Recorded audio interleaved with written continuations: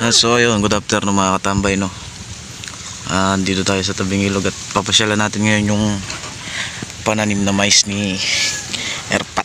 At sabi maganda raw yung mais, maraming bunga at nagiging 3 daw yung bunga ngayon. Titingnan natin kung maganda yung mais nya. So yung mga katambay, tara samahan nyo kami ngayong araw na to at papasyal tayo ulit doon sa Ibayo. So makikita nyo dito sa likuran ko mga katambay, yan halos mga mais yan, yung mga na huling tanim yan. At so yun, tara mga katambay, hintayin na lang natin dito. So sakay natin pala yung motor natin yan.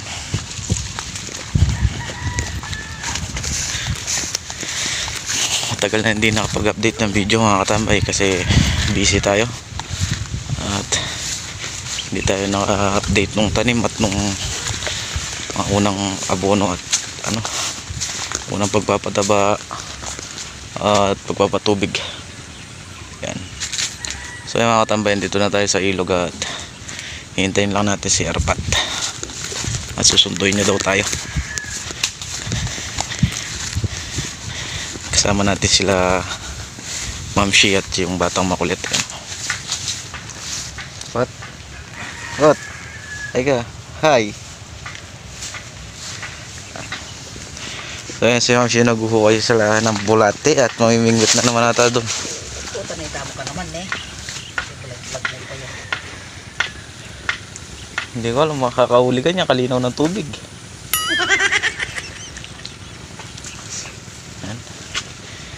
Sobrang init.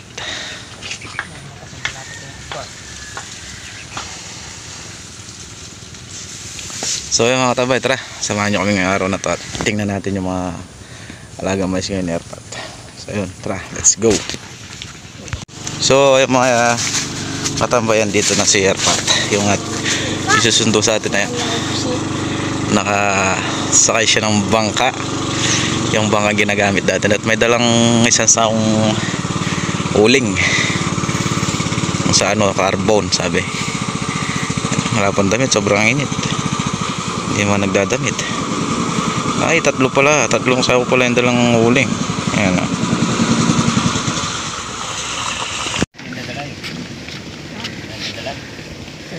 Ayan, tara, let's go. Shake up, no, shake up, no, shake. O, dyan pala yan. Huwag kang upo dyan sa goma. Upo.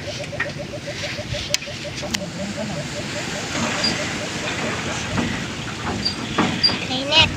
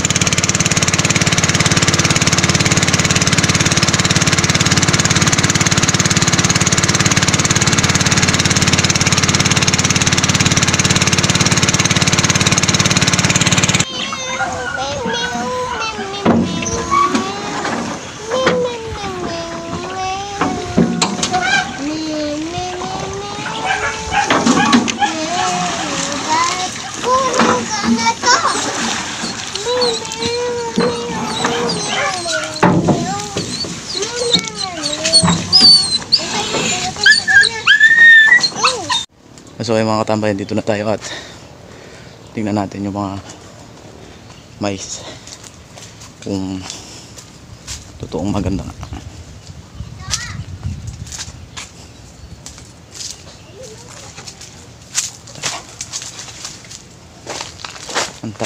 Ang taas pala.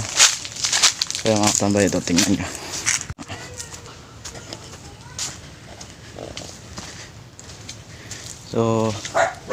So kaya nagpapatubig pala si Erpat ngayon, no? Ayan. So bali ngayon pa lang lumalabas yung mga bunga.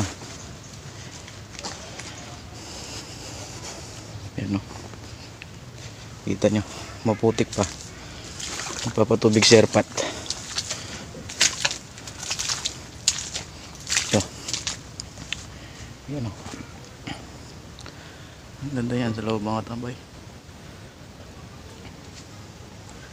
So mamaya samahan niyo ako, ikutan natin doon hanggang doon sa dulo at titingnan natin kung ano lagay ng banda doon sa dulo. Yan. So mga katambay, kung makikita mo, meron siyang tigdadalawang bunga. Ayan, kita ba? Yan o. So yan, makita nyo yung may ano niyan, yan, parang buhok-buhok. Bali dalawa yung lalabas dyan na yan o. Tigdadalawa. So maganda nga yung mais. Yan, dalawa yung bunga. At maganda yung pagkaka ano nya, mataas na yung mga mais natin. So kaya mga katambay, nakikita nyo yun. So siguro maganda yung magiging ani dito itong taon na to. At ito naman yung sa tabi natin, yan. Medyo malalaki na yung bunga nun sa kanila. At nauna silang tumanim. Yan.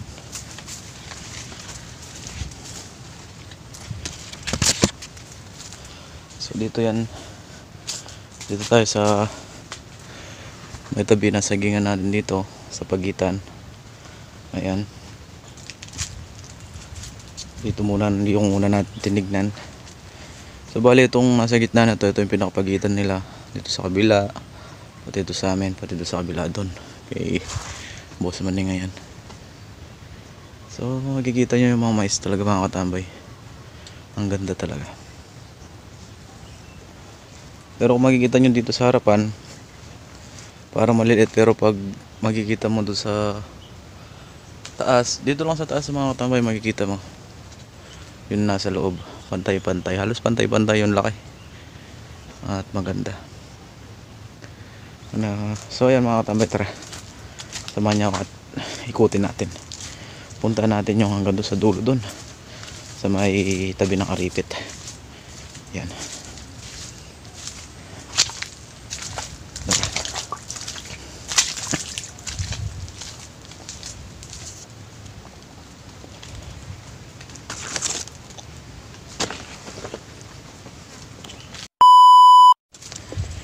At so ayan mga katambayan, dito tayo sa tabi ng kubo at pupuntayan natin yung nasa dulo.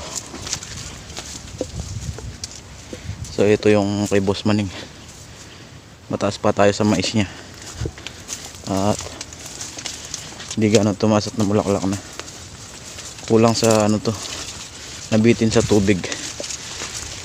Yan, kita nya naman, naliliit lang kumpara mo dito sa atin. Halos ngayon pa lang lumalabas yung ano, yung bulaklak.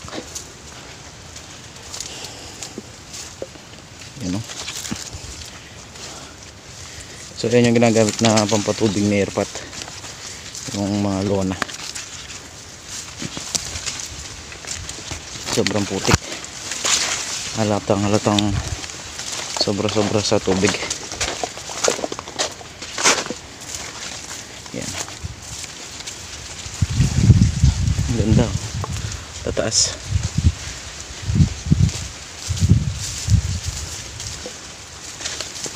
So ito mga katambay, bali yan, dito tayo sa may ano na to, sa may banana natin. Yan, makikita nyo yung mga mais dito. Yan, dami ng bunga at may dalawa, may tatlo yung mga bunga nila.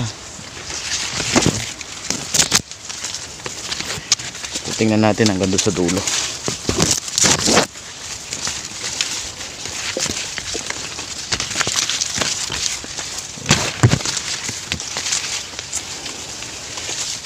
So sabi ni Erpat, kung daw binhi na to, bago binhi na to. So So hindi natin natanong kung anong klaseng binhi yung natanim niya ngayon. Dahil ngayon lang tayo nakatawid dito mga katambay. Ayan.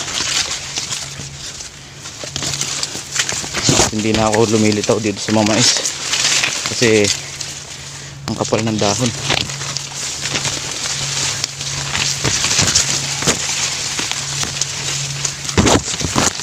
Ayan na. So hanggang dito sa tayo daan, diretso siguro dito. Ayan. So bali ito yung nasa pagitan na naman ni Airpad pati ni Boss Manny ngayon. So dito tayo dadaan sa may pagitan para makita natin kung ano ba yun sa pagitan na yun. Ayan na.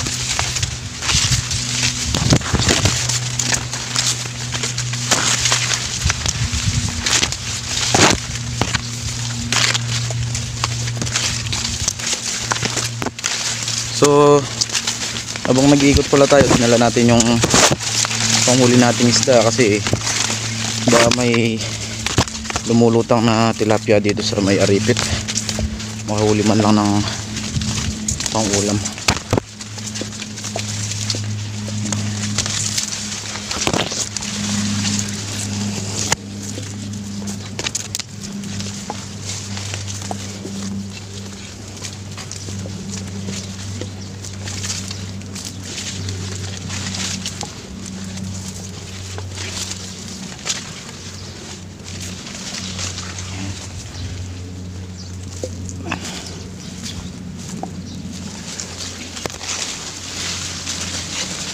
So mula pala doon sa umpisa hanggang dito sa dulo maliit yung mga mais ni Boss Manning.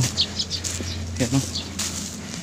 Pero may mga bulaklak na yan mga katambay, hindi masyadong lumaki.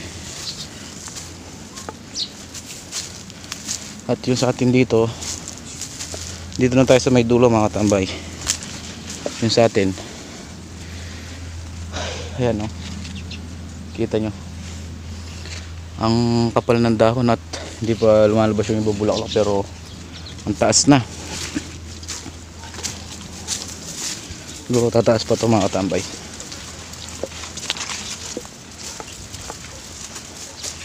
Bale ito, dito na to mga katambay sa dulo, dito sa pinagkukuhanan ng tubig dito sa dulo ni Airpat sa may aripit. Yan.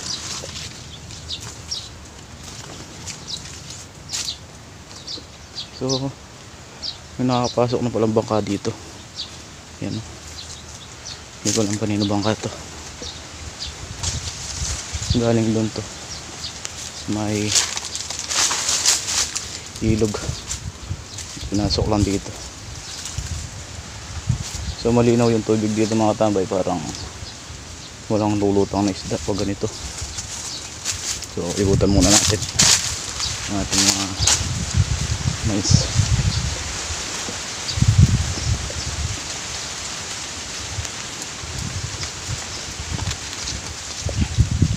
So makikita nyo dito maganda rin.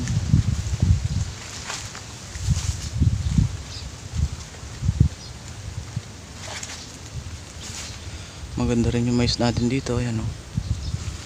Para-para yung laki. At malinis siya sa ilalim mga katambay. Ayan, oh. Puntahan pa natin yun dito, doon sa pinakadulo nya.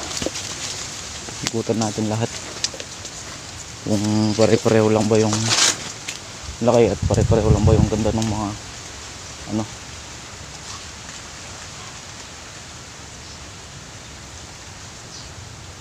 mga mais. Ayan.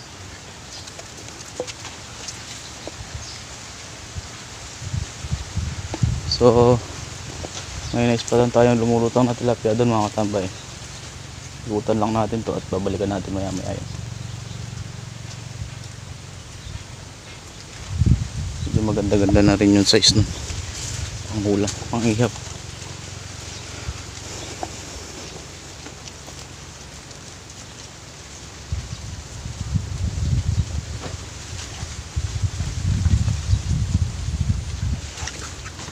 Dito medyo may naiwanan ng laki. Pero ilan lang naman.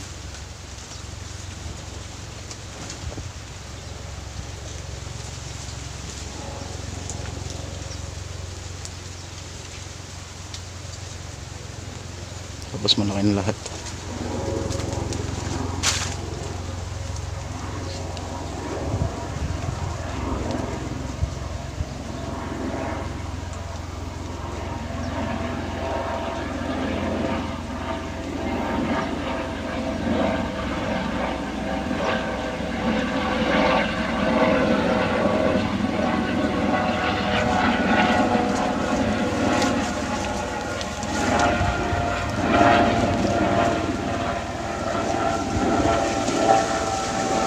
So mga katambay, ito na yung pinakadulo ng ating mais. Dito sa may pagitan na naman ni Boss Maning. Ay ni ano pala to, ni Boss Crising. So bali dito sa dulo niya, maganda rin yung mga mais niya at malalaki na. Yung sa atin ito. Yan. Bali nakapagitna tayo kay Boss Maning at kay Boss Crising. So ayun. At titingin muna tayo ng ulam, pang ulam natin kung makakahuli tayo mga tambay. Tara, let's go.